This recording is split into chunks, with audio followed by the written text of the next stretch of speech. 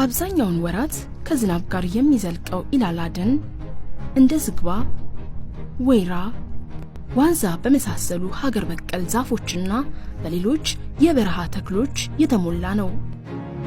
ለየት ያሉ ዛፎች አሉ። ለምሳሌ እዚህ ጋር አበባ ያለው ነገር አለና ለየት ያለ ነው። በቀይም አለ። ይሄ ወደ ነጣም ይላል። ደማቅ ቀይም ነገር አለው። ምንድነው ታቋልክ? አዎ እነዚህ ለምሳሌ ቆባ የሚባሉ የዛፍ ፍሬዎች ናቸው። ቆባ ነው የሚባለው በአገውኛ የኮኪ ይባላል። ኮኪው ፍሬ ኮኪ በአገውኛ ማለት ነው። ቆባስ በምንኛ? ቆባ በአማርኛው ቆባ አጫጭር ዛፎች ናቸው። አረፍ እንበል።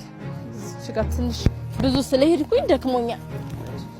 ምናልባት እዚህ አካባቢ ምርምር ተሰርቶ ያቃል ደን ላይ? ምክንያቱም ኢትዮጵያ ውስጥ ብዙ ጥብቅ ደኖች አሉና እዚህ ላይ ተሰርቶ ያቃል?